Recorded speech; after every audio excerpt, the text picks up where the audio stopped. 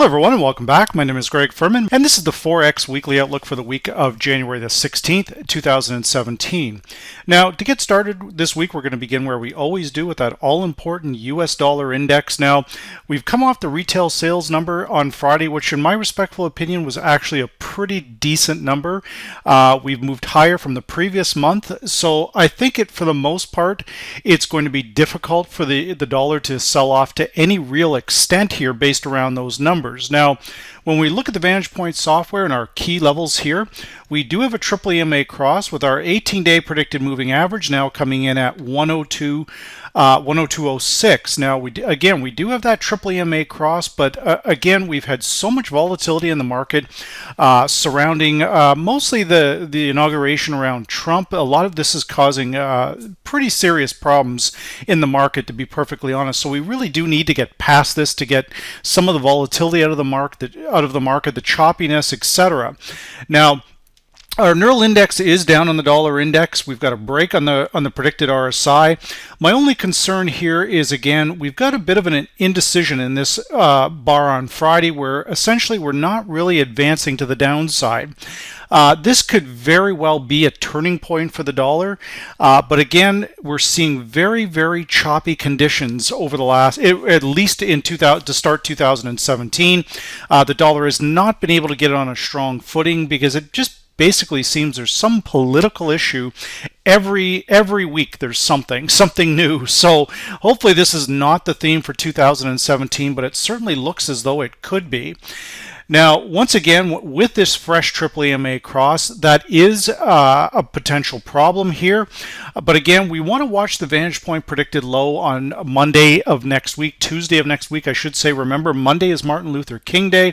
It is a holiday in the US, so there'll be very little to no trading, a little bit in the Forex market, but the major indices, I believe, are closed in the US. So when we look at this, Tuesday is really our focus here. The question is whether the dollar can hold above this critical 101 level. You can see that we've come down to 1.0083 on Friday, but we've managed to close back up here at 101.18. So keep an eye on that area very, very closely. But once again, the retail sales number, does it support a rate hike in March? In my respectful opinion, it does. So when we look at that with the non-farm payroll number, most things are pointing towards a better than 50% chance that we are going to get a March rate hike, which should be dollar positive in the days and weeks to come. Now, what I've talked about here too on Trader Planet and of course with my own direct clients on a regular basis is pointing out the major intermarket correlations to the dollar index. Now, what I've seen here based around the VantagePoint forecast is when the S&P 500 moves higher, in most cases the dollar moves higher also. So we can see that we've actually got somewhat of a fresh buy signal on the S&P 500. Our predicted RSI is beginning to advance. We have good solid trend line support, and this key level of VantagePoints at 22.57 has held for basically the entire week. We had a little bit of a bump lower on, I believe, Thursday, but it recovered on Friday on the retail sales number, and everything looks good. So again, we want to watch that S&P very closely. If the S&P 500 is moving higher here, guys, the yen will move lower, the euro will move lower, the Swiss franc will move lower. So remember those intermarket correlations. And again, the euro very highly correlated to the DAX 30. We can see here that we've had a retracement back down to the VantagePoint 18-day predicted moving average. We've bounced off that, a perfect trade there. The Nikkei very similar, but slightly more bearish on the Nikkei, and that's based around that stronger yen.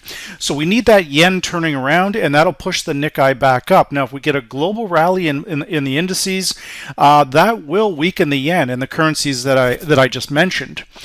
Now, one of the factors with those global indices, of course, can be oil, but oil and the indices have not been that highly correlated, to be perfectly honest. The indices have been much more correlated to the dollar index. So when we look at oil for next week, that key VantagePoint level 53.33, we could not finish the week above that area, which of course is a bearish trigger potentially. We can see we've got on our bar here, we're closing below that 18-day predicted moving average, and we're staying inside the previous day's range, which signals to me that this trend, this upward move in oil is either going to continue at the start of the week or it's going to reverse lower. We have strong trend line support at the 52 level, and the area now on the upside to watch is 56. A break of either 56 or 52 will trigger the next likely move in oil. Now, as we look at our gold here, gold going into next week, we're still looking for the dollar to regain its composure here. But again, with a lot of volatility around Trump, everything he tweets, everything he says, what he's doing with the intelligence community may be making a few people nervous, including myself. So hopefully that battle ends very soon and we can get back to normal. But as long as this internal bickering goes on in the U.S. politics, gold is feeding off that. The other thing gold is feeding off again, just like it did back in January of 2016, which I'll draw everybody's attention to, is of course Brexit. So one of the things, the only thing actually, in my respectful opinion, really that strengthened gold this past week is the British Prime Minister talking about accelerating the Brexit coming in May. So in that interview she had on Monday, gold immediately strengthened, the dollar weakened, the yen strengthened. But again, this is rhetoric from a UK politician. Does it carry a lot of weight? Not a lot, but it does carry some, and the market is reacting to that, going back, moving money back into gold. So until the global political situation calms to some degree, then gold is going to hold on to, or is likely going to see a rally, continue. So the key vantage point level, 1174 next week, that's the area to watch. We've closed at 1196. Clearly it's still bullish. But we are getting somewhat overbought on some of these indicators. Our predicted RSI, 83.2. Very seldomly do I see that indicator at those kind of levels. Now, if we follow the predicted RSI up to the vantage point, again, when we can identify a top here using that predicted RSI and the failure of the predicted MACD at that time to get above the zero line, we're in a very similar situation right here. So it's pretty much a make or break week, in my respectful opinion, for gold. Either it's going to move higher here or it's going to stall out, and that's going to be it, potentially just above. I would be watching 1205, 1213. If we can't get above that level, guys, and we start to see the dollar turn around, then gold's going to be a very good short. Dollar longs would be a very good buy.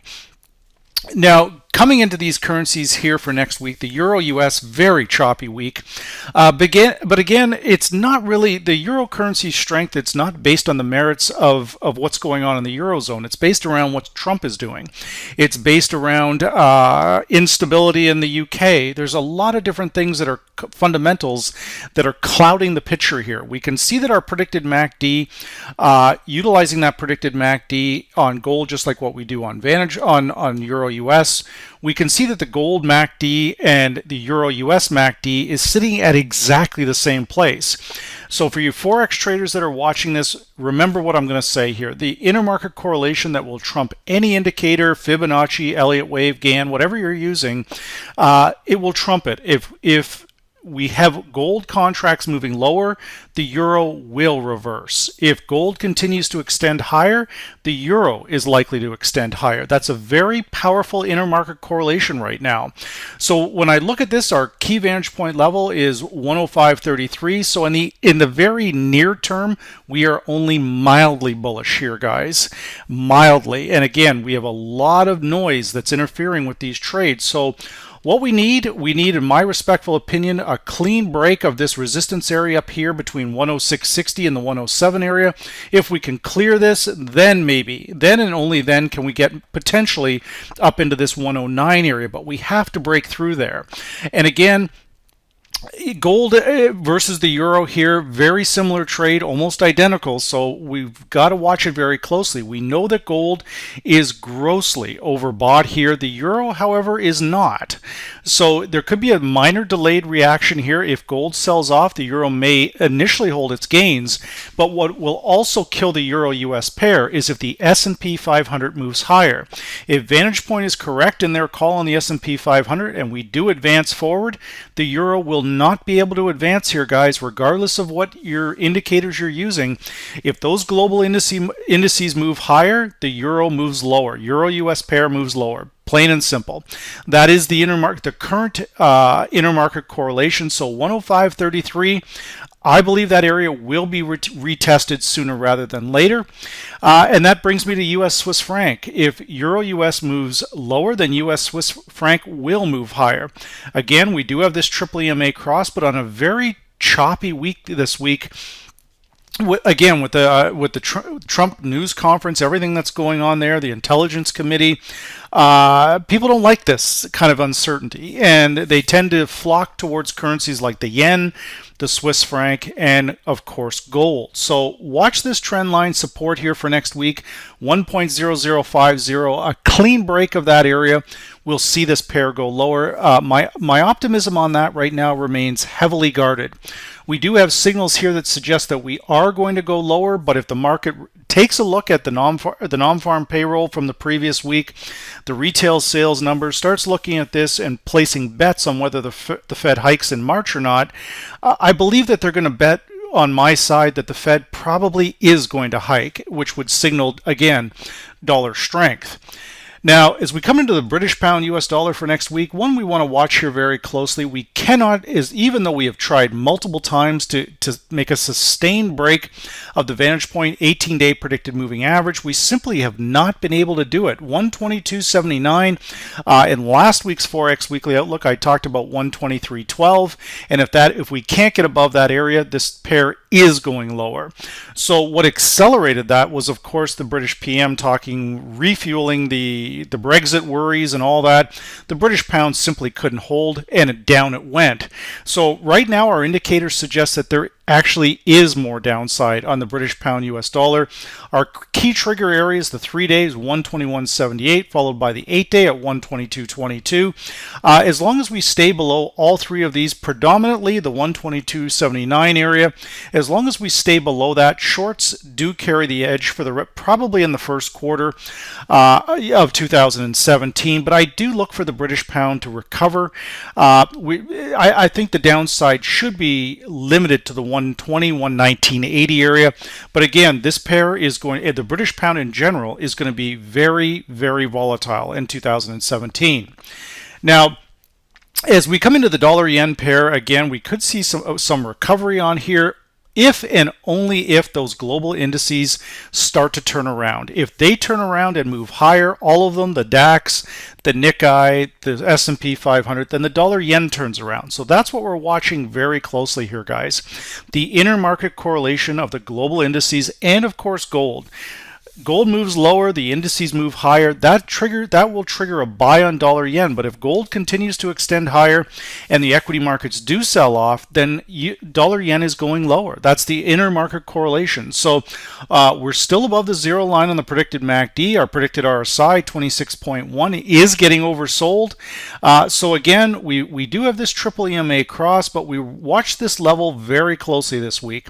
We have three upside pivot areas to watch here. Ahead of the market, 114.86, 115.62, and 115.96. This is the key level, 115.96. I believe that there is a better than 50% chance that we will retest that by midweek. So keep an eye out for that. If we can close above it, that should open up a move back towards 117, 118.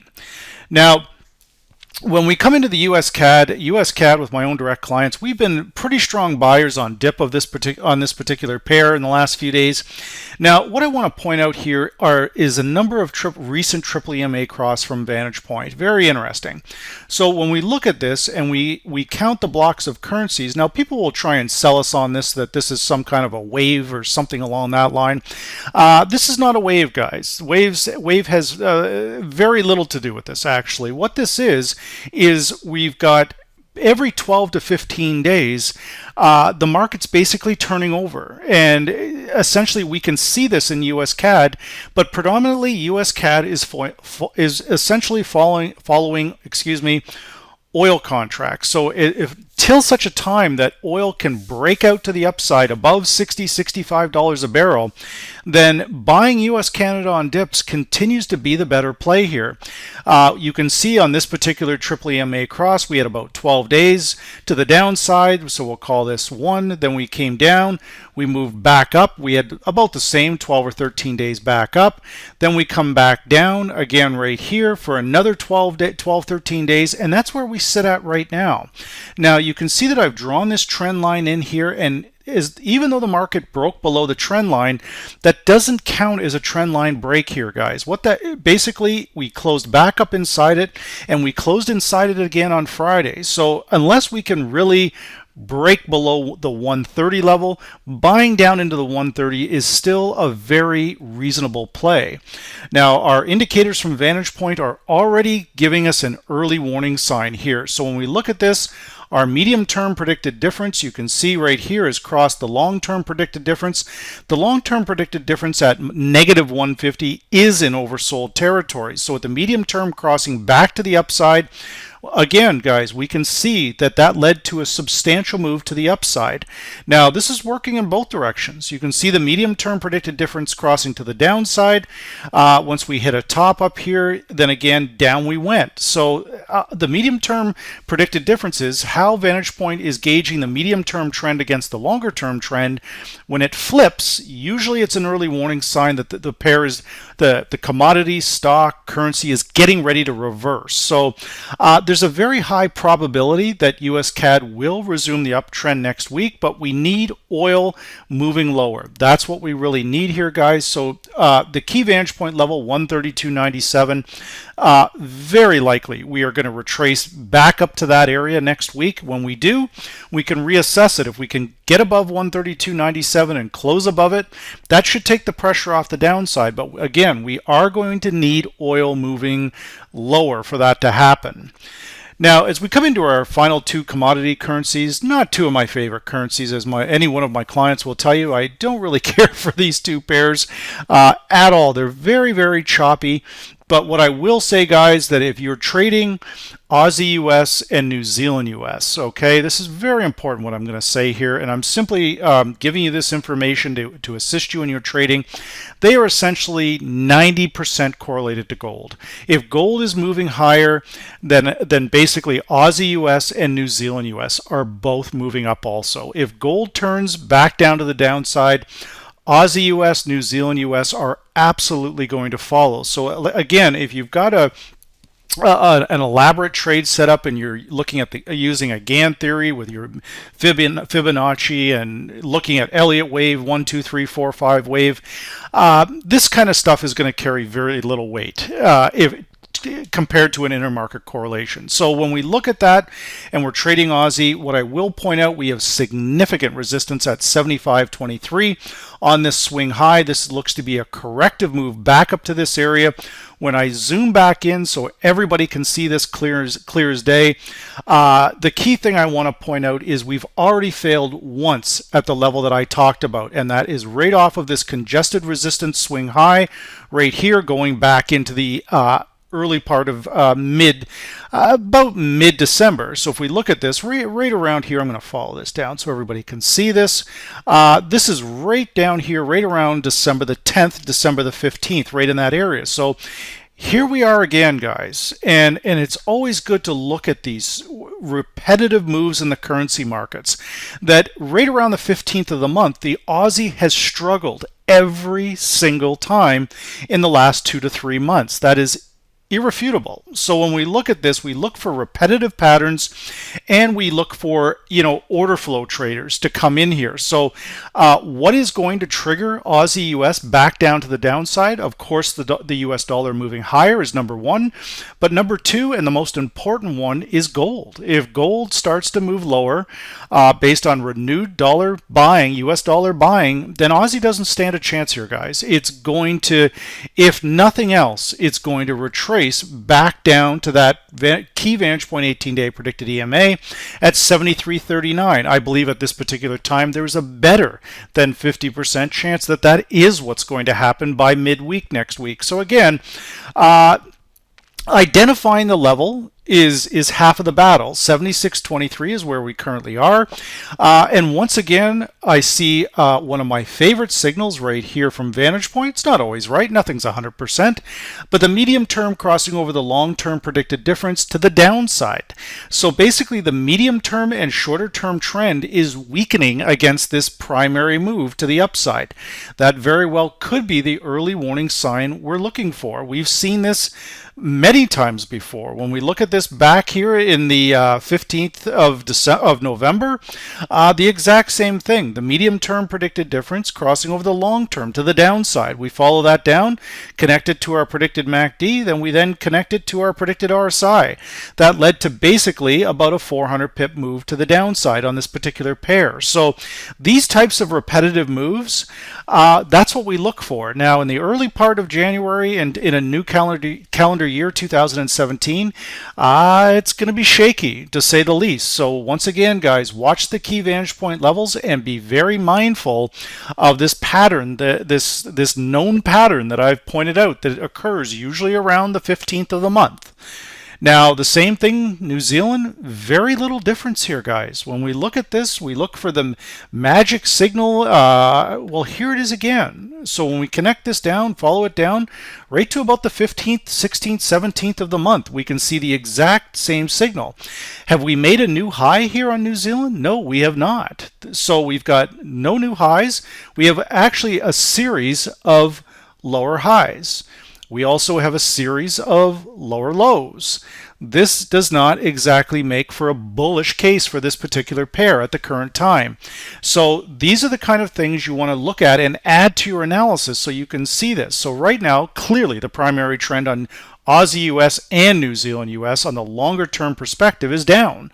So this could very well be nothing more than a corrective move to the upside. Now, when we look at the block here of currencies here compared to something like US-CAD, the New Zealand, well, let's count them off. 1, 2, 3, 4, 5, 6, 7, 8, 9, 10, 11, 12. So this is basically one block right here of 12 days. Then we have 1, 2, 3, 4, 5, 6, 7, 8, 9, 10, 11, 12 again.